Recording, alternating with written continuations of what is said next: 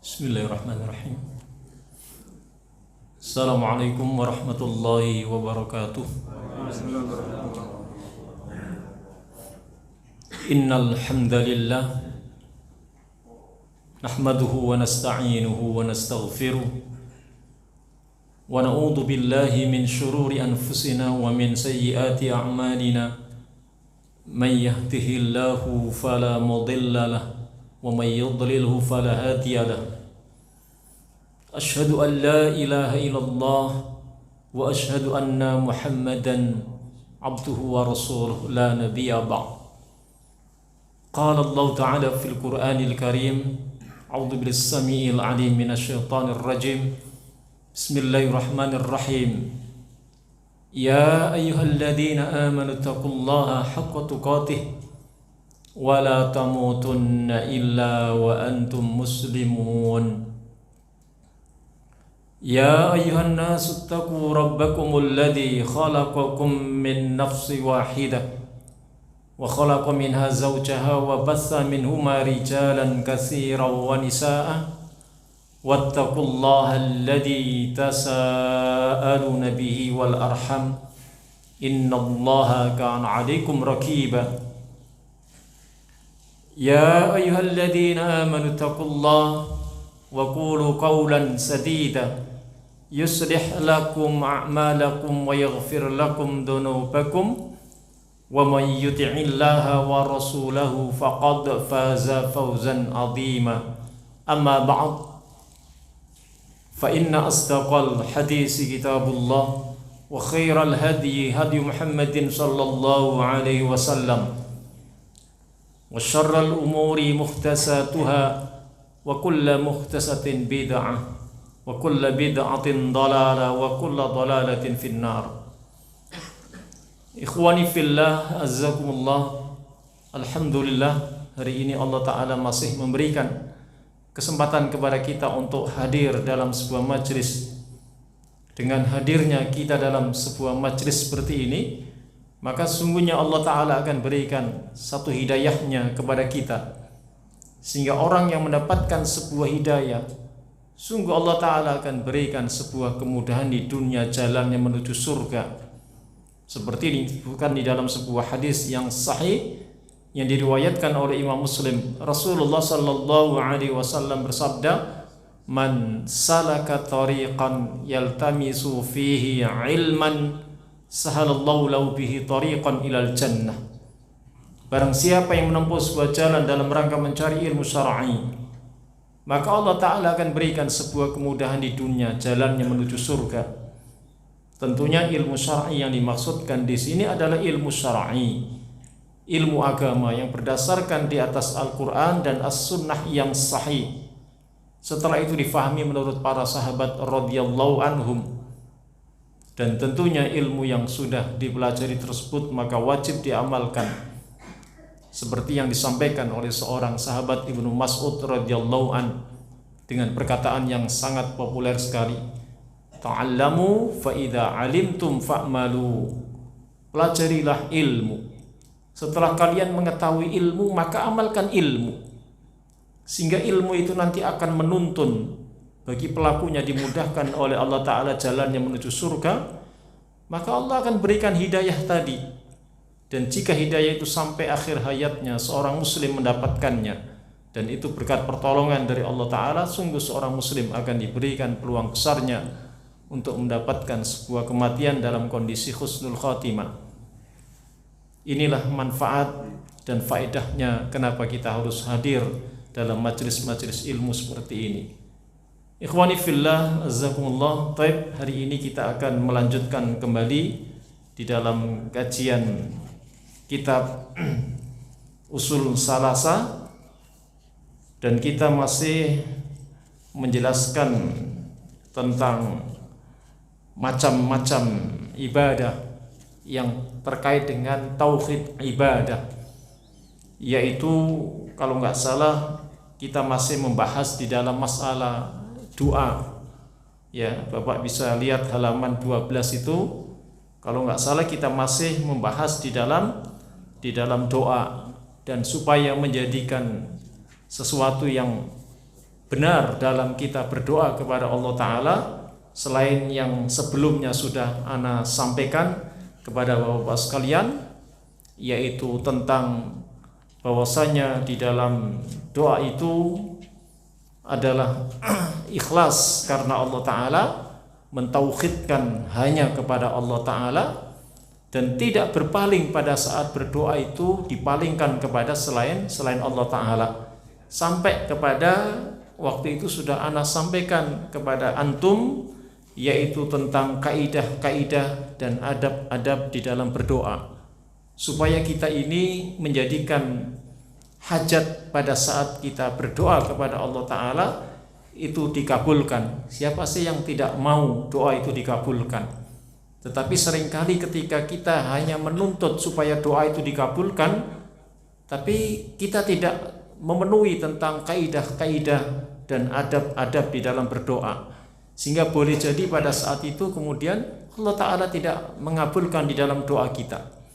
Sehingga waktu itu sudah ana sampaikan ya tentang kaidah-kaidah dan juga adab-adab di dalam doa. Kalau nggak salah waktu itu yang pertama adalah memuji Allah dan bersolawat atas Nabi sebelum berdoa. Maka ini menjadikan sesuatu yang harus dipenuhi. Seringkali orang itu berdoa lalu dia tergesa-gesa ya untuk mendapatkan doanya itu dikabulkan, sementara dia tidak terpenuhi di dalam kaidah-kaidah, di dalam adab-adab pada saat dia berdoa. Maka dalam sebuah hadis yang sahih riwayat Imam Abu Dawud, Tirmidzi, kemudian Imam An-Nasai, Imam Ahmad, Imam Ibnu Khuzaimah, bahkan Imam Ibnu Hibban dan Imam Hakim meriwayatkan di dalam sebuah hadis Rasulullah sallallahu alaihi wasallam bersabda, "Ajilta ayyuhal musalli idza shallaita." Ya, engkau telah tergesa-gesa ya hai orang-orang yang salat. Apabila dia salat ya faqa'atta, maka hendaklah duduk. Kemudian apa? Pada saat ingin berdoa fahmadillah, hendaklah memuji Allah. Memuji Allah terlebih dahulu. Jadi ketika kita memuji Allah Ta'ala, ya tentunya memuji dengan pujian-pujian yang sesungguhnya disebutkan di dalam beberapa hadis-hadis yang sahih ya, dan itu memuji Allah Ta'ala seperti Allahumma antas salam wa minkas salam dan lain sebagainya itu ya, kemudian subhanallah walhamdulillah dan lain sebagainya. Maka itu memuji Allah Ta'ala. Baru kemudian apa? Wasalli alayya, dan bersolawatlah kepadaku. Jadi bersolawat kepada Nabi, dan bersolawat ini pun juga sesuai yang diajarkan oleh Nabi. Kalau solawat yang diajarkan oleh Nabi tentunya ya banyak sekali disebutkan di dalam hadis-hadis yang sahih. Ada kurang lebihnya 20 riwayat yang menjelaskan tentang solawat kepada Nabi. Seperti dalam kita membaca tasyahud ya pada saat kita sedang sholat, seperti Allahumma salli ala Muhammad wa ala ali Muhammad dan seterusnya ya. Maka ini ya salawat yang lengkap sampai kepada innaka hamidum majid ya, itu bentuk di dalam salawat kepada Nabi. Adapun juga ada salawat yang tidak sepanjang yang juga disebutkan dalam hadis-hadis yang sahih yang diriwayatkan oleh para ulama-ulama hadis, yang nanti antum bisa buka di dalam kitabnya Syekh Nasruddin Al-Albani dalam kitab Sifat Salat Nabi. Itu di akhir-akhir kitab itu beliau sebutkan beberapa riwayat tentang solawat kepada Nabi. Maka ada solawat kepada Nabi yang juga diajarkan oleh para ulama yang ringkas, seperti Imam Nawawi rahimahullah ta'ala pernah menyebutkan dalam kitab Al-Majmu'nya. Apa solawat yang ringkas, yang yang tidak panjang? Maka Imam Nawawi menjelaskan di dalam kitab Al-Majmu'nya, Syarah Al-Muhadzabnya, yaitu seperti sallallahu alaihi wasallam ya, sallallahu alaihi wasallam. Juga yang kedua, alaihi salatu wassalam, ya, alaihi salatu wassalam. Juga yang ketiga, Allahumma salli wasallim alaihi. Maka ini adalah sholawat yang ringkas, ya. Tetapi jangan meringkas lagi. Ini sudah paling ringkas. Ada orang yang meringkas, kata Imam Nawawi, dengan ucapan sallallahu alaihi. Maka ini tidak dibolehkan, ya. Hanya sallallahu alaihi. Harus ada wasallam, ya akhi, ya, nggak boleh cuman sallallahu alaihi. Kata Imam Nawawi tidak dibolehkan. Atau alaihi salam saja, nggak boleh, ya, yang seperti itu. Ikhwani fillah azzakumullah. Maka ini sholawat. Tapi jangan sholawat yang tidak diajarkan oleh Nabi, ya. Tidak perlu Anda sebutkan, ya. Ada banyak sekarang ini sholawat yang, ya, sesungguhnya sholawat itu yang tidak pernah diajarkan oleh Nabi, ya. Ketika tidak diajarkan oleh Nabi, ya, sesungguhnya ini juga tidak pernah dicontohkan oleh para sahabat Nabi, ya, dan juga tidak pernah dicontohkan oleh para tabi'in dan juga para tabi'ut tabi'in, ya. Kalau ada sholawat yang memang tidak pernah diajarkan oleh Nabi, ya, ini tidak perlu anak sebutkan. Banyak ada sholawat yang beredar di masyarakat ini. Maka, ya, sesungguhnya sholawat itu yang diajarkan oleh Nabi dan juga oleh para sahabat Nabi. Maka itu tidak lepas dari seperti kalimat sholawat yang kita baca di dalam tasyahud, ya. Pada saat kita membaca ucapan tasyahud, maka di situ ada bentuk sholawat. Allahumma sholli ala Muhammad wa ala ali Muhammad dan seterusnya itu, ya.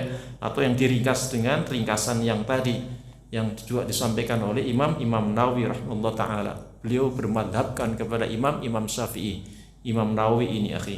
Kemudian yang kedua, kaidah-kaidah dan adab di dalam berdoa. Maka yang kedua adalah mengakui dosa dan kesalahan. Jadi hendaknya orang yang berdoa itu mengakui dosa dan kesalahannya. Jangan ketika kita berdoa seolah-olah kita itu tidak punya dosa dan kesalahan di hadapan Allah. Seolah-olah kita itu menjadi orang yang bersih selama ini di mata Allah Ta'ala, akhi. Maka hendaknya kita ungkapkan tentang kesalahan-kesalahan dan dosa kita. Umpamanya kita minta supaya Allah berikan rizki, umpamanya. Maka setelah kita memuji Allah, kemudian kita bersolawat kepada Nabi, maka kemudian kita ungkapkan di dalam kesalahan-kesalahan, ya, dosa-dosa kita yang pernah kita lakukan. Ya Allah, saya punya dosa ini, dosa itu, ya Allah. Ya, itu setelah kita membaca memuji Allah Ta'ala, kemudian bersolawat. Kemudian kita ungkapkan, ya Allah, saya punya dosa ini, kesalahan ini semasa hidupnya, apalagi kemarin saya punya dosa ini. Kita akui. Nah, baru setelah itu kemudian kita berdoa kepada Allah Ta'ala. Jangan kita tidak pernah mengungkapkan dosa kesalahan kita. Maka adabnya harus kita ungkapkan kesalahan-kesalahan dan dosa-dosa kita yang pernah kita lakukan setiap kali kita meminta di dalam hajat kita kepada Allah Ta'ala, ya. Makanya Ibnul Qayyim Al-Jauziyah di dalam beberapa kitabnya, ya, seperti dalam Jalailul Afhamnya, beliau pernah menjelaskan, maka hendaknya orang yang berdoa itu yaitu dengan menyebutkan, ya, pengakuan kesalahan-kesalahan dan dosa-dosa yang pernah ia lakukan, ya. Maka orang berdoa itu tidak lepas dari, ya, kesalahan-kesalahan, dosa-dosa yang pernah ia lakukan, sehingga dia memohon kepada Allah Ta'ala. Itu yang kedua. Kemudian yang ketiga, bersungguh-sungguh di dalam berdoa. Artinya apa? Yakin, bersungguh-sungguh, punya kesungguhan di dalam doa. Jangan ada keraguan sedikit pun, ya. Jangan pernah ada keraguan sedikit pun. Bersungguh-sungguh di dalam berdoa.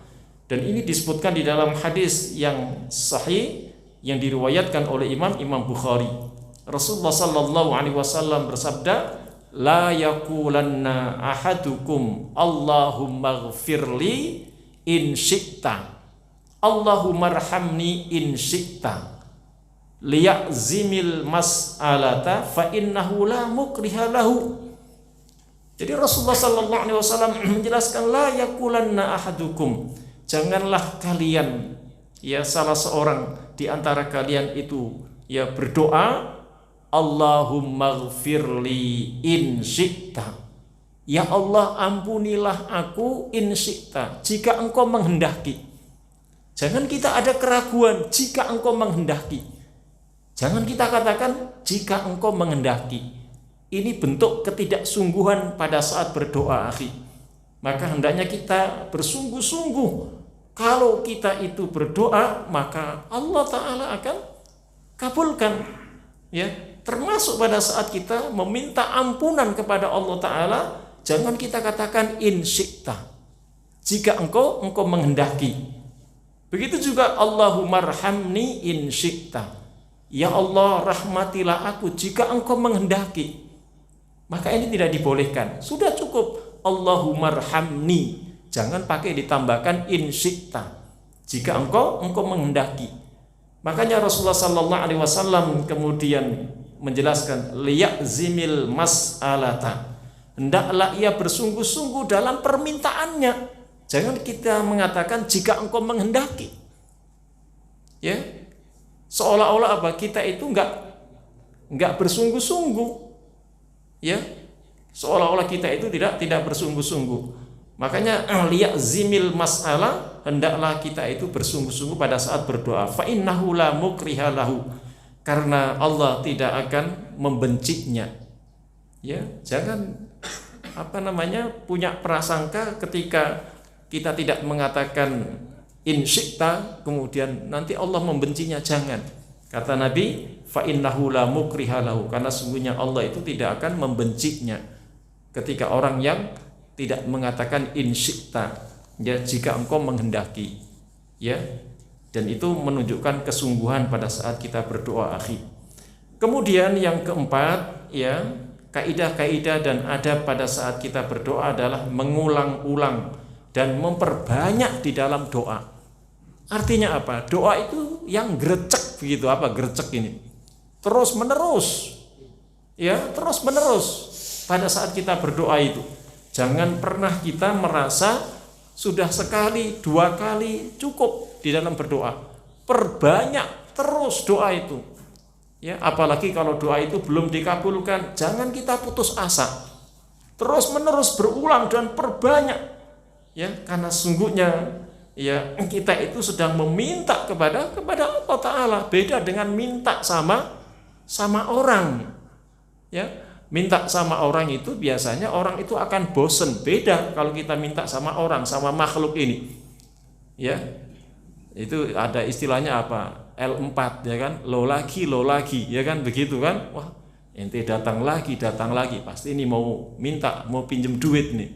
Bosen orang itu. Tapi kalau Allah Ta'ala justru senang.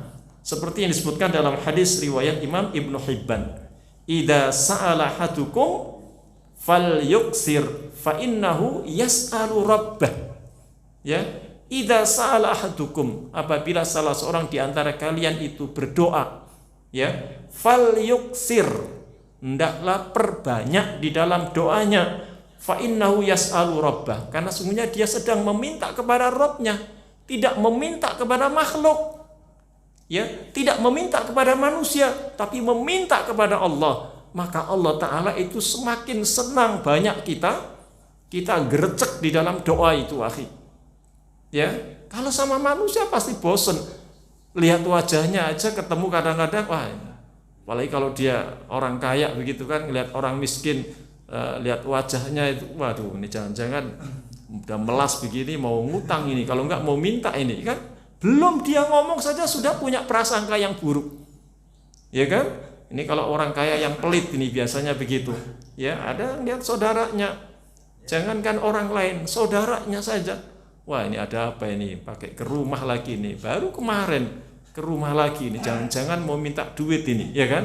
Itu sudah pasang muka yang kurang menyukainya begitu, akhi. Tapi kalau Allah Ta'ala sangat senang sekali. Ya, sangat senang sekali. Perbanyak gereceklah kita kepada Allah Ta'ala. Dan Allah Ta'ala itu sangat senang sekali. Hadis ini sahih riwayat Imam Imam Bukhari dan Imam Muslim, ya. Dan juga Imam Ibnu Hibban pun juga meriwayatkan di dalam hadis ini. Tapi redaksi yang ana sampaikan ini adalah redaksinya hadis yang sahih riwayat Imam Ibnu Hibban, ya. Kemudian yang kelima, kaidah-kaidah dan juga di dalam adab berdoa, maka hendaknya menghadap kiblat. Kalau bisa itu menghadap kiblat, adabnya, ya. Jangan tidak menghadap kiblat, ya, meskipun secara hukum ya boleh-boleh saja kita tidak menghadap kiblat, tapi adabnya itu menghadap kiblat, seperti yang disebutkan dalam hadis riwayat Imam Bukhari. Syekhul Islam Ibnu Taimiyah itu pernah menjelaskan kenapa harus menghadap kiblat. Maka pada saat kita, kata Syekhul Islam Ibnu Taimiyah, ketika kita sholat saja, maka tidak sah orang yang sholat itu tidak menghadap kiblat. Bagaimana mungkin ketika kita hendak punya hajat minta sama Allah Ta'ala, kok kita tidak menghadap kiblat? Ya kan? Itu Syekhul Islam menjelaskan seperti itu. Sehingga apa? Adabnya kalau kita itu berdoa, semasa masih kita bisa hadapkan wajah kita ke arah kiblat, maka hadapkan wajah kita ke arah kiblat. Makanya kalau kita berdoa ya tentunya jangan tiduran, glosoran umpamanya. Jangan, ya kan? Sambil tiduran umpamanya kita berdoa. Yang enggak seperti itu. Paling tidak kita bisa berdiri, bisa dengan duduk, ya kan? Kalaupun tiduran, kecuali kita dalam kondisi memang tidak bisa duduk pada saat itu, ada udzur, ya. Atau memang kita punya kesempatan pada saat itu tidak bisa dengan duduk sekalipun, apalagi berdiri, maka baru itu dibolehkan, ya. Tetapi kalau kita ya tidak ada udzur seperti itu, maka sesungguhnya doa itu dengan cara berdiri atau dengan cara duduk, ya, dan itu menghadap kiblat, akhi. Ikhwani fillah azakumullah. Kemudian yang keenam, ya akhi, kaidah-kaidah dan juga di dalam adab-adab di dalam berdoa adalah mengangkat tangan ketika berdoa. Maka ini mengangkat tangan, adabnya, ya, adabnya itu mengangkat tangan. Dan itu apa adab mengangkat tangan? Ya tentunya sesuai yang dicontohkan oleh Rasulullah sallallahu alaihi wasallam, ya. Di dalam sebuah hadis yang sahih yang diriwayatkan oleh Imam Abu Dawud, Imam Tirmidzi dan juga Imam Ibnu Majah, Rasulullah sallallahu alaihi wasallam bersabda, "Inna rabbakum tabaraka wa ta'ala hayyun karimun yastahyi min abdihi idza rafa'a yadayhi ilaihi ayyaruddahuma sifran." Ya, inna rabbakum tabaraka wa ta'ala hayyun karimun.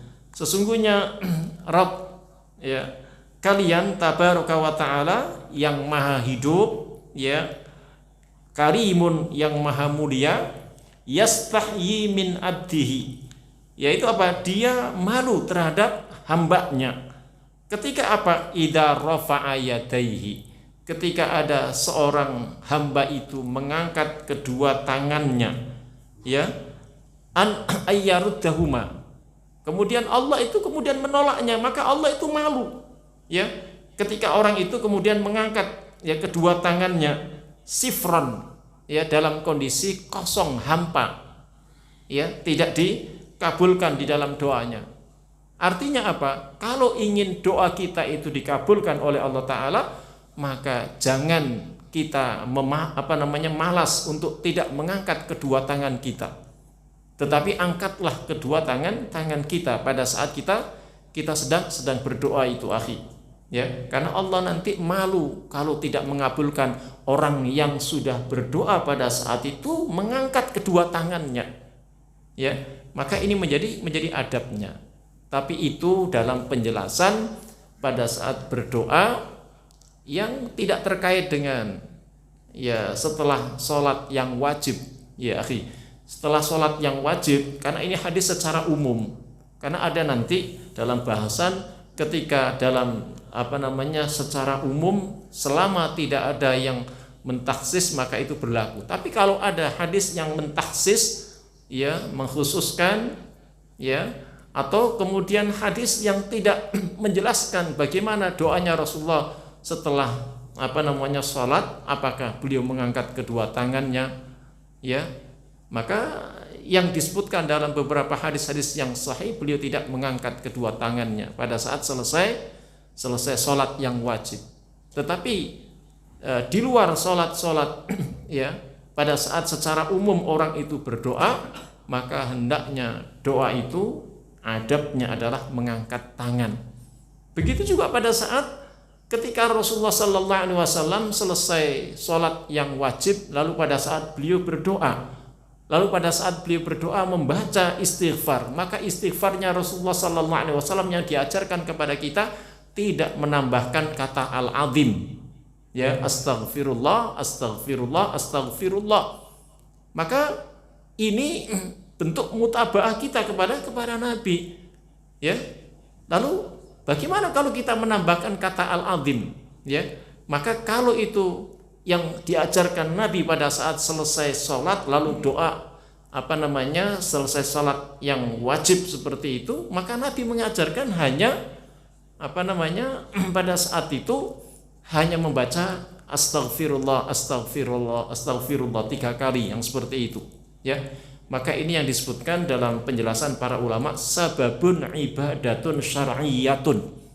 Sebab adanya sebuah ibadah itu mengharuskan adanya syariat. Maka syariatnya begitu, ya sudah ikuti syariatnya. Jangan pernah kita menambah-nambahi, jangan pernah kita mengurang-urangi. Kalau Nabi itu selesai sholat yang wajib, pada saat membaca istighfar itu hanya astaghfirullah, astaghfirullah, astaghfirullah. Tidak ada tambahan kata al-azimnya. Nah, ini yang disebut sababun ibadatun syar'iyyatun. Sebab adanya sebuah ibadah mengharuskan adanya syariat. Sebab beliau pun juga menjelaskan dalam hadis riwayat Imam Muslim, man amila amalan laisa alaihi amruna fahuwa raddun. Barang siapa yang beramal, ya, dengan satu amalan yang bukan dari kami, yang tidak dicontohkan oleh beliau, maka amal itu menjadi tertolak. Tapi kalau di luar selesai sholat yang wajib, maka bacaan istighfar itu secara umumnya adalah astaghfirullahal azim, yang beliau baca, ya, sampai lebih dari 100 kali dalam sehari itu, ya. Itu yang pernah beliau contohkan. Maka itu harus ada kata al-azimnya, ya. Jadi yang beliau ajarkan seperti itu, akhi. Baik. Nah, sama pada saat mengangkat tangan ini, maka mengangkat tangan ini adalah secara umumnya di luar setelah sholat yang wajib, maka hendaknya pada saat kita berdoa itu adalah mengangkat kedua tangan kita. Kemudian yang ketujuh, kita agak cepat aja ini supaya nanti bisa yang materi yang berikutnya. Yang ketujuh adalah lebih utama berdoa dengan doa yang tertuang dalam Al-Quran dan As-Sunnah. Lebih utama, ya. Jadi pada saat kita doa hajat, tempo hari kan sudah Anda sampaikan, doa bentuk ibadah, dan yang kedua ada doa hajat, ya akhi. Maka lebih utama pada saat berdoa dengan doa yang tertuang di dalam Al-Quran dan As-Sunnah. Pada saat kita berdoa dengan doa hajat kita itu, akhi, ya. Maka ketika yang tertuang di dalam Quran maupun di dalam Sunnah, ya banyak sekali, ya akhi. Seperti pada saat antum dulu, kalau antum yang sudah pernah melakukan ibadah haji, pada saat sedang di Arafah wukuf, maka itu kan perbanyak doa. Maka doa itu, ya, seperti yang diajarkan oleh Rasulullah sallallahu alaihi wasallam, yaitu di dalam ayat-ayat Quran itu banyak sekali, ya. Seperti di akhir surat Ali Imran, ya kan, Rabbana di surat akhir Al-Baqarah, Rabbana la tu'akhidna in nasina au akhtana, dan seterusnya, itu kan ada itu, ya. Begitu juga di dalam beberapa ayat-ayat yang lain, Rabbi habli, ya, minas salihin, ya. Maka ini ayat-ayat Quran banyak sekali yang menyebutkan tentang doa-doa di dalam ayat Quran maupun di dalam hadis-hadis Nabi, cukup banyak sekali. Maka itu menjadikan lebih utama.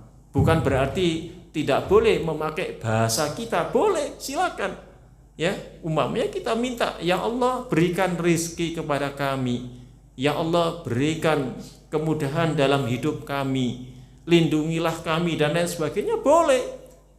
Cuman kalau itu masih ada ayat Quran maupun ya sunnah dari Rasulullah Sallallahu Alaihi Wasallam, maka itu lebih baik. Dan itu tidak menunjukkan tidak boleh. Bahkan ketika orang yang awam, apalagi ya dalam ayat Quran pun juga kadang jangankan menghafalnya, ya membacanya aja nggak mungkin dia bisa umpamanya. Maka boleh dengan bahasa kita. Boleh pakai bahasa Indonesia, pakai bahasa Jawa. Ya Allah, kula nuwun umpamanya. ini dan seterusnya pakai bahasa Jawa boleh. Ya, minta begini, nyuwun begini dan sebagainya umpamanya. Boleh pakai bahasa Batak juga boleh. Ya kan? Ikhwani fillah azzakumullah. Baik.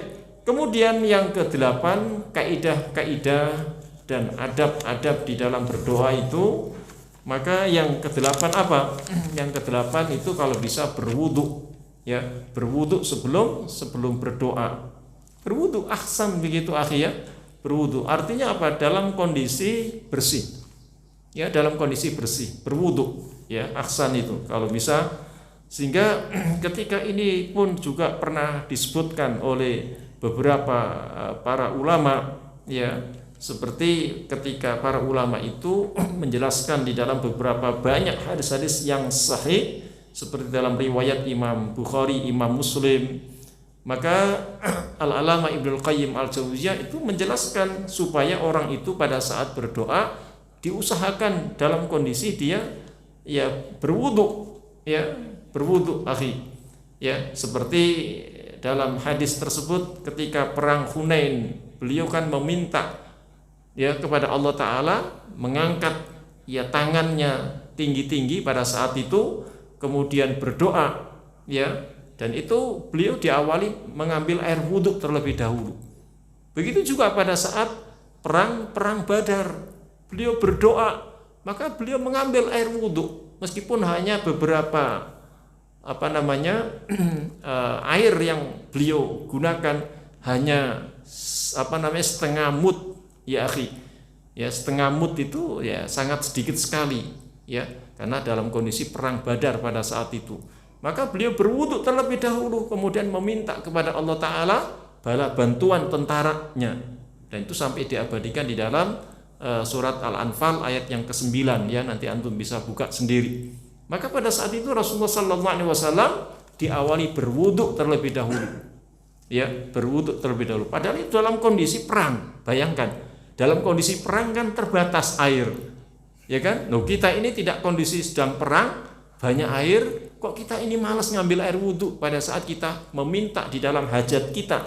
Maka ahsannya kita berwudhu terlebih dahulu. Ini adab, ya, tidak menjadikan sebuah hukum yang menjadikan ya jangankan wajib, sunnah juga ya tidak. Cuman kalau kita mau mengikuti sunnahnya Nabi, maka Nabi mengajarkan kepada kita, termasuk pada saat perang Hunain, juga termasuk pada saat perang Badar, beliau menyempatkan. Makanya dalam kajian hadis-hadis yang tentang bab wudhu, kenapa Nabi sampai mengajarkan wudhu itu disuruh ngirit? Maka salah satunya kejadiannya adalah pada saat beliau sedang kondisi perang, berdoa kepada Allah Ta'ala, dan beliau mengawali dengan wudhu itu dengan setengah mud, ya, setengah mud akhi, setengah mud sangat sedikit sekali, ya, sangat sedikit sekali, ya, sehingga ini menjadikan adabnya akhi.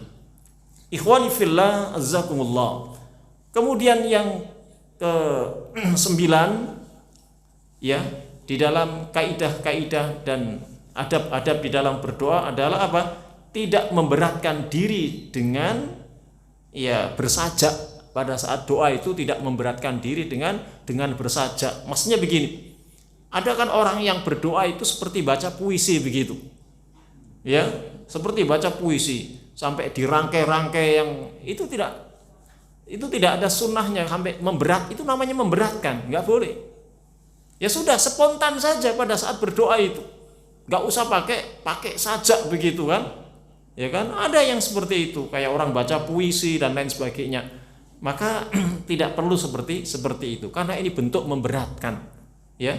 Sehingga nanti punya keyakinan kalau tidak ditata rapi di dalam bacaannya begini, meskipun dengan pakai bahasa Indonesia, pakai bahasa Jawa dan lain sebagainya, maka jangan memberatkan dengan bersajak atau berpuisi pada saat kita berdoa. Memang kita sedang disaksikan oleh banyak orang yang kemudian kita berpuisi supaya menjadikan terkagum. Kita ini sedang menghadap Allah Ta'ala, jangan memberatkan diri dengan cara-cara yang seperti itu, ya. Ini yang ke-9. Dan yang ke-10 apa? Ya, kata para ulama ini yang ke-10 adab, kaidah-kaidah dan adab-adab di dalam berdoa, meyakini bahwa Allah akan mengabulkan di dalam doa kita. Ya, akhi. Jadi meyakini bahwa Allah Ta'ala akan mengabulkan ya doa kita. Harus kita yakin. Jangan kita nggak yakin. Ya, apalagi kalau doa yang sering kita lakukan lalu belum juga dikabulkan sama Allah. Ya, maka jangan pernah kita tidak yakin, harus yakin. Dan ini disebutkan di dalam hadis yang sahih riwayat Imam Tirmidzi, Imam Hakim dan juga Imam Tabrani. Rasulullah sallallahu alaihi wasallam bersabda, "Ud'ullaha wa antum muqinuna bil ijabah." Ud'ullaha, berdoalah kalian kepada Allah, ya, wa antum muqinuna bil ijabah. Ya, sedangkan antum itu dalam kondisi apa? Muqinuna bil ijabah, yakin kalau doa itu diijabah sama Allah Ta'ala, doa itu dikabulkan oleh Allah Ta'ala, itu harus yakin. Jangan nggak yakin kita ini, ya. Wah, jangan-jangan sudah berapa kali doa ini, sudah berhari-hari, sudah berbulan-bulan, doa ini kok nggak dikabul-kabulkan sama Allah. Akhirnya apa? Sudah mulai rasa keraguan sama Allah, sampai kemudian akhirnya menyalahkan dengan sampai memberikan sifat salbiyah kepada Allah Ta'ala, sifat yang kurang. Apa itu sifat yang kurang pada diri Allah Ta'ala? Dengan mengatakan, ya Allah, barangkali engkau sudah lupa sama saya. Nah, ini nggak boleh. Ini nggak boleh. Emang Allah itu seperti makhluk, seperti manusia, ya kan? Begitu ya kita saking seringnya minta atau ya mungkin karena orang itu mungkin sudah bosen. Wah, sekarang jangan-jangan antum sudah lupa sama anak baru minjem duit sekian aja kok antum kayaknya sudah menghindar, kan begitu kan? Ya kan? Nah, ini sama Allah Ta'ala kita nggak boleh memberikan sifat salbiyah. Allah itu seperti Allah itu nisyan, Allah itu maha tidur umpamanya. Kita nggak boleh lah. Itu tadi ketika kita mengatakan, ya Allah, aku ini sudah sering berdoa kepadamu ya Allah, kenapa tidak engkau kabulkan? Jangan-jangan engkau ini lupa sama saya. Gak mungkin Allah itu lupa sama kita. Kan disebutkan dalam surat apa itu? Surat Al-Baqarah ayat 255 yang disebutkan dalam ayat kursi. La ta'khuduhu sinatu wala naum. Jadi Allah itu terus menerus ya mengurusi makhluknya, tidak tidur Allah itu. Ya, wala naum. Ya, kenapa kita katakan Allah itu lupa sama kita? Berarti Allah itu jangan-jangan tidur. Allah itu kemudian tidak lagi memperhatikan makhluknya, ya? Tidak. Allah itu Allahu la ilaha illa huwal hayyul qayyum. Ya, hayyul qayyum, terus menerus. Allah itu maha hidup yang terus menerus mengurusi makhluknya. La ta'khudhuhu sinatu wala naum. Allah itu tidak tidur, tidak lupa sama kita. Ya, maka ini jangan pernah kita menyalahkan Allah Ta'ala seperti itu. Maka kita harus yakin kalau doa kita itu pasti diijabah. Cuman kapan? Ya kan, diijabah itu kapan? Ya, kita nggak tahu, ya kan? Diijabah oleh Allah Ta'ala itu kapan kita tidak tahu. Maka itu adalah urusan Allah Ta'ala, dan itulah yang terbaik. Barangkali untuk saat ini belum diijabah, belum dikabulkan, maka kalau dikabulkan mungkin tidak baik buat kita, ya. Dan kalau kita kemudian dikabulkan pada hari ini umpamanya doa kita, maka itulah yang terbaik yang memang Allah Ta'ala berikan kepada kita, akhi. maka jangan pernah tidak yakin, ya, harus yakin kalau doa kita itu diijabah oleh Allah Ta'ala. Kemudian yang ke-11, menjauhi makan yang haram. Nah ini, menjauhi makan yang haram. Ya akhi ya. Jadi jangan sampai pada saat kita berdoa, kemudian kita ini ya masih ya makan dengan makanan yang haram. Paling tidak yaitu apa? Hasil dari uang yang kita dapatkan dari hasil yang haram.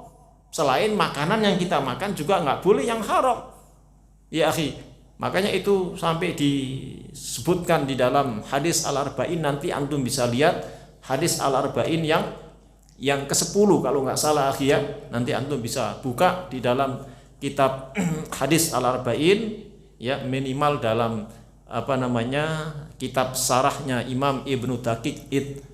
Maka di situ kan disebutkan di dalam hadis itu Rasulullah sallallahu alaihi wasallam bersabda, "Innallaha thayyib la yaqbalu illa thayyiban." Sesungguhnya Allah itu maha baik, tidak akan menerima kecuali yang baik. Lalu digambarkan di dalam hadis tersebut, hadis Al-Arba'in yang ke-10 itu, ketika ada seorang yang dalam perjalanan yang jauh, lalu kemudian terlihat rambutnya kusut, ya, kemudian terlihat kumel, ya, lusuh. Kata Nabi itu disebutkan ya lusuh orangnya, wajahnya lusuh, kemudian rambutnya kusut. Lalu disebutkan oleh Imam Ibnu Daqiq Id ketika mensyarahkan di dalam kitab ini, itu menunjukkan bahwasanya ketika ada seorang hamba yang pada saat itu orangnya rajin ibadahnya, rajin, dia sering bangun malam dan lain sebagainya, itu menunjukkan betapa capeknya orang itu melakukan ibadah, ya. Tetapi kemudian digambarkan di dalam hadis tersebut apa? Orang itu kemudian pada saat dia berdoa kepada Allah Ta'ala, dia menengadahkan tangannya tinggi-tinggi ilas sama. Di situ disebutkan ilas sama, ya, sampai ke atas langit. Apakah betul tangannya sampai ke atas langit? Di situ digambarkan oleh dijelaskan oleh Imam Ibnu Daqiq Id betapa orang itu seriusnya pada saat dia berdoa, sampai dia mengangkat tangannya itu tinggi-tinggi. Itu menunjukkan keseriusannya di dalam doanya itu, akhi, ya. Sehingga di dalam doa itu ya, orang yang sudah mengangkat tangan tinggi-tinggi ini kan sudah terpenuhi adabnya tadi kan, akhi. Tapi sayangnya kenapa doanya itu di akhir hadis itu disebutkan ya fa'anna yustajabu lidzalik. Kenapa doanya orang itu tidak dikabulkan? Ternyata di situ disebutkan mat'amuhu haramun. Makanan yang dia makan dari orang itu dari hasil yang haram. Masrobuhu haramun. Minuman yang dia minum selama itu dari hasil yang ia dapatkan dari barang yang haram, ya, dari harta yang haram. Sampai disebutkan malbasuhu haramun, sampai baju yang dia kenakan itu juga dari sesuatu yang haram. Wa ghudhiya bil haram, dan tumbuh dagingnya pun selama ini dari hal-hal yang haram. Yang dia makan, yang dia minum itu dari sampai tumbuh dagingnya pada dirinya itu sampai dari sesuatu yang haram. Termasuk ini hati-hati kalau sampai tumbuh dari barang yang haram, kemudian ada suami istri itu kemudian kumpul melakukan jima, lalu lahir anak. Maka anak itu kan dari darah daging, ya, orang tuanya. Maka sampai Ibnul Qayyim itu pernah menjelaskan dalam kitab Tuhfatul Maudud fi Ahkamil Maulud, kenapa kadangkala anak kita itu kok seringkali ya sulit sekali untuk dinasihati orang tuanya, diarahkan yang benar itu kok susah, ya, kok sulit sekali. Boleh jadi pada saat kita sedang suami istri sedang jima, lalu keluar ya suami istri ini keluar, bertemunya antara spermanya suami dengan ovumnya seorang istri, maka itu tumbuh dari daging yang haram yang ia dapatkan. Sehingga Sehingga anak itu lahir dalam kondisi dari daging dan juga ya dari air sperma tadi yang kemudian diawali dari daging ya yang ia makan selama ini dari sesuatu yang haram. Makanya kenapa kita disuruh berdoa ya pada saat orang itu sedang melakukan jima, ya kan? Bismillah, Allahumma jannibna syaitan wa jannibis syaitan ma razaqtana. Ma razaqtana, di situ disebutkan ma razaqtana.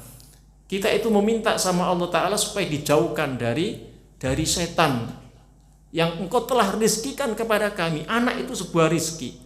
Nah, rizki itu pun diawali dari sesuatu yang dimakan dari orang itu, maka rizki itu harusnya yang baik-baik. Ya akhi, gak boleh kalau kita kemudian menganggap rizki itu buruk. Kalau rizki itu pasti baik. Beda dengan dunia akhi. Makanya kita selalu minta ya warizqan thayyiba. Allahumma inni as'aluka ilman nafi'a wa rizqan thayyiba. Nah, di situ ada kata warizqan thayyiba, rizki yang baik pasti. Makanya jangan kita kotori, rizki itu pasti baik, ya. Makanya salah satunya doa itu ya di dalam jimaknya suami istri, Allahumma jannibna syaitan wa jannibis syaitan ma razaqtana. Ya, ma razaqtana di sini disebutkan kata ma razaqtana. Itu menunjukkan kalau anak yang kita minta sama Allah Ta'ala itu adalah rizki yang diberikan oleh Allah Ta'ala kepada kami. Makanya apa? Ya ingat ini, terutama anak-anak muda yang baru menikah ini, maka jangan sampai tercampur yang dia makan itu dari sesuatu yang haram.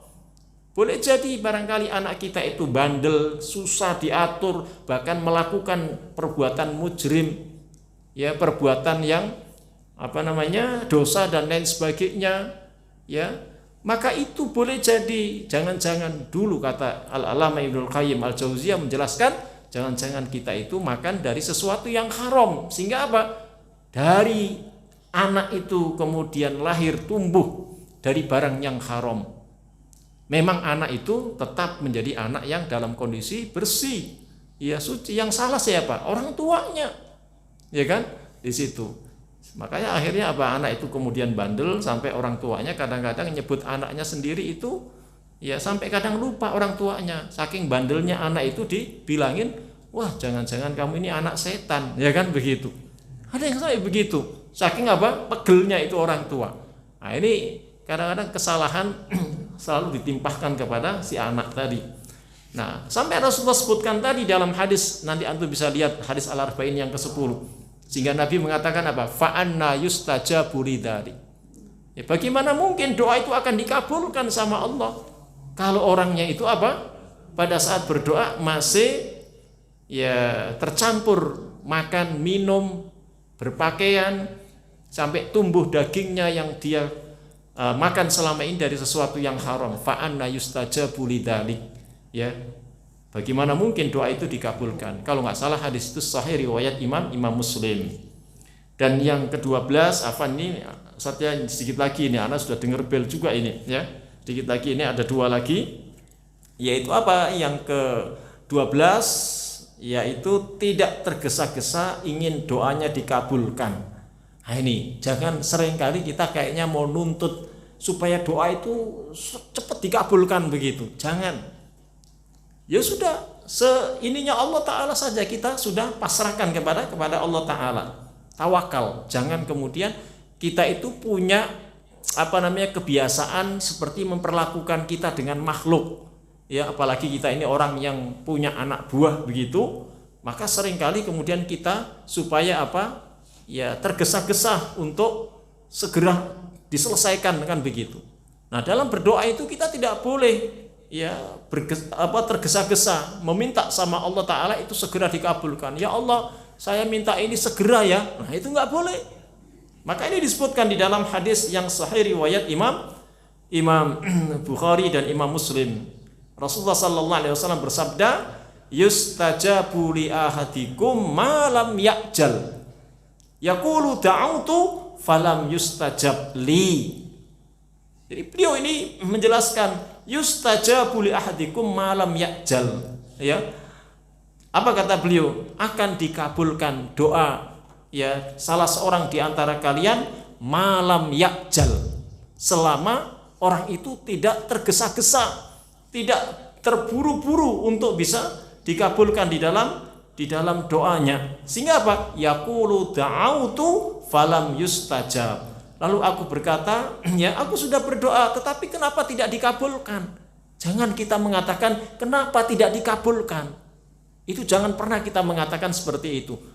Sehingga boleh jadi kenapa Allah tidak mengabulkan saat ini ya segera, dan itulah yang terbaik buat kita. Ya akhi, maka jangan pernah kita ya meminta tergesa-gesa. Ya Allah, saya minta rezeki sekarang juga.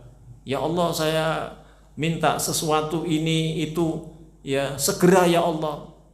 Kita nggak boleh sama manusia aja marah kalau manusia kita minta segerakan. Segera ya, jangan sampai pakai lama, kan begitu istilahnya gitu ya. Jangan sampai pakai lama begitu. Segera ya. Ini sama manusia aja, manusia kesel. Adabnya nggak ada itu. Qalilul adab kata orang Arab itu. Apalagi ini sama Allah Ta'ala, kita nggak boleh ya. Dan yang terakhir ya, yang ke-13 khusyuk dan menghadirkan hati. Pada saat kita berdoa itu apa? Khusyuk dan menghadirkan hati. Jadi fokus pada saat berdoa itu, jangan sampai tidak fokus, jangan sampai tidak khusyuk. Antum aja kalau makan enak itu khusyuk, kenapa doa tidak khusyuk, ya kan begitu? Harus khusyuk, khidmat begitu ya. Sehingga disebutkan di dalam hadis yang sahih riwayat Imam Tirmidzi, riwayat Imam Hakim, riwayat Imam Tabrani, Rasulullah sallallahu alaihi wasallam berdoa, wa'lamu annallaha la yastajibu du'aan min qalbin ghafilin lahin. Jadi apa kata Rasulullah sallallahu alaihi wasallam? Wa'lamu annallaha, ketahuilah bahwasanya Allah la yastajibu du'aan, tidak akan mengabulkan doa. Yaitu apa? Min qalbin ghafilin lahin, dari hati orang yang kosong dan hati orang yang lalai. Artinya apa? Orang itu tidak khusyuk. Jadi Allah itu tidak akan mengabulkan doa seseorang pada saat orang itu hatinya sedang kosong dan sedang lalai. Artinya pada saat itu tidak dengan khusyuknya, tidak fokus pada saat dia berdoa itu. Ya, makanya kenapa kata Al-Alama Ibnul Qayyim Al-Jauziyah dalam kitab Madarijus Salikinnya, doa-doa itu yang sering dikabulkan oleh Allah Ta'ala adalah doa pada saat di malam hari, pada saat Allah itu nuzul ke langit dunia. Ya, itu kan disebutkan dalam hadis yang sahih riwayat Imam Bukhari, Imam Muslim, Imam Ahmad, ketika Allah turun ke langit dunia, maka sepertiga akhir malam orang itu kemudian berdoa. Maka apa di dalam hadis itu disebutkan, maka kalau orang itu berdoa kepadaku, kata Allah Ta'ala, akan aku kabulkan dalam doanya. Maka dengan suasana yang hening itu, ini beliau pernah sebutkan di dalam kitab Madarijus Salikinnya. Dan orang yang berdoa di malam hari, selesai sholat malamnya, maka itu masuk bagian di dalam al-asbab al-jalibah lil mahabbah, sebab-sebab seseorang itu dapat dicintai oleh Allah Ta'ala. Ya, sehingga itulah kata Al-Alama Ibnul Qayyim Al-Jauziyah, doa-doa itu sering dikabulkan pada saat ya seperti akhir malam itu, karena dalam kondisi orang itu tidak lalai, dalam kondisi orang itu tidak kosong hatinya, dia fokus. Makanya diawali sholat malam dulu. Ya, diawali dengan sholat malam dulu. Wallahu a'lam bishawab. Afan, ya, ana serahkan kepada Ustadz sebelum ana akhiri, maka ada tanya jawab, barangkali ada yang mau ditanyakan. Fadhol, silakan. Ya, Assalamualaikum warahmatullahi wabarakatuh. Waalaikumsalam warahmatullahi wabarakatuh. Tadi Ustaz menyampaikan selawat yang terpendek nggak boleh dipendekkan lagi. Sebetulnya alaihi salam. Kenapa nabi-nabi lain sebutannya alaihi salam? Kenapa? Nabi-nabi yang lain selain Nabi Muhammad sebutannya alaihi salam. Ya, bagus. Pertanyaannya, kenapa kita nggak boleh menyebutkan terhadap Rasulullah Sallallahu Alaihi Wasallam itu dengan apa, menyebut sholawatnya itu dengan alaihi salam? sementara nabi-nabi yang lain itu disebutnya alaihi salam. Maka disebutkan di dalam beberapa penjelasan para ulama, ya salah satunya dalam kitabnya Al-Alama Ibnul Qayyim Al-Jauziyah, ya dalam banyak kitabnya termasuk tadi kitab Madarijus Salikinnya, pun juga di dalam beberapa kitab yang lain, dalam kajian kitab fikih pun juga ada disebutkan dalam kitab Zadul Ma'adnya. Maka penyebutan bentuk sholawat kepada Rasulullah Sallallahu Alaihi Wasallam itu tidak sama dengan sholawat terhadap nabi yang lain, ya. Maka itu tidak sama. Makanya ketika sholawat kepada Rasulullah Sallallahu Alaihi Wasallam itu ya harus terkumpul, ya harus terkumpul bentuk sholawat dan juga di dalam bentuk penghormatan, ya bentuk penghormatan. Tidak saja sholawat tapi ada bentuk penghormatannya. Makanya disebutkan ya Rasulullah Sallallahu Alaihi Wasallam itu beda dengan nabi yang lain. Makanya disebutkan gelarnya beliau itu Muhammad Sallallahu Alaihi Wasallam. Tetapi para nabi itu dalam bentuk sholawatnya hanya alaihi salam. Makanya termasuk memberikan penyebutan, sebagian ulama juga menyebutkan malaikat Jibril alaihi salam seperti itu, ya. Tapi tidak pernah menyebutkan ya nabi selain Rasulullah Sallallahu Alaihi Wasallam atau para malaikat itu dengan sebutan Sallallahu Alaihi Wasallam. Itu yang pertama. Sehingga apa? Tidak boleh, karena nabi tidak sama dengan nabi yang lain. Makanya ketika disebutkan dalam hadis yang sahih riwayat Imam Bukhari dan Imam Muslim, aku itu diberikan keutamaan, 5 keutamaan yang tidak diberikan oleh nabi-nabi yang lain. Itu pernah beliau sampaikan. Sehingga nabi-nabi yang lain itu dibandingkan dengan aku, maka aku ya diberikan keutamaan oleh Allah Ta'ala, ya. Maka salah satunya adalah apa? Maka nabi yang lain yang sebelum aku, maka kata Rasulullah SAW maka mereka itu tidak bisa memberikan syafaatul udma kecuali aku, kata beliau, ya. Dan nabi yang lain itu ya tentunya hanya untuk kaumnya saja diutus, tapi aku ini diutus oleh Allah Ta'ala seluruh ya umat manusia, oleh seluruh umat manusia. Nah itu perbedaannya. Termasuk apa? Ketika dalam satu perjalanan 1 bulan saja, ketika musuhnya itu mengetahui bakal dalam peperangan itu Nabi ikut, maka musuhnya itu sudah ketakutan, ya sudah ketakutan, ya. Ketika akan diumumkan, Nabi itu kalau perang itu diumumin dulu, nggak kayak orang yang suka ngebom itu nggak diumumin, ya. Lalu tahu-tahu ngebom begitu kan? Maka ini bukan jihad, ini jahat yang seperti ini, ya kan? Jadi dalam Islam itu ya Nabi itu kalau perang ngumumin dulu, bakal saya perang nanti, kalau kamu masuk Islam dulu nggak, kan begitu kan? Diajak dulu sama Nabi begitu, didakwai dulu. Kalau nggak mau, saya akan perangin kamu nanti, ya kan? Itu sudah diumumin dulu. Nah ini orang yang katanya jihad ngebom itu nggak ngumumin dulu kan, nanti nggak ngebom berarti kalau mau itu. Maka itu bukan jihad, itu adalah jahat yang seperti itu, ya. Tidak pernah dicontohkan oleh Nabi. Maka nanti itu sudah ketakutan 1 bulan dalam perjalanan Nabi ketika akan melakukan peperangan, itu musuh Allah itu sudah ketakutan, ya. Itu salah satu di dalam keutamaan. Makanya tidak sama Rasulullah Sallallahu Alaihi Wasallam di dalam gelarnya, dalam bentuk sholawatnya yang kita tujukan, ya, sehingga itu khusus kepada Rasulullah Sallallahu Alaihi Wasallam saja, ya Pak ya. Wallahu a'lam bishawab.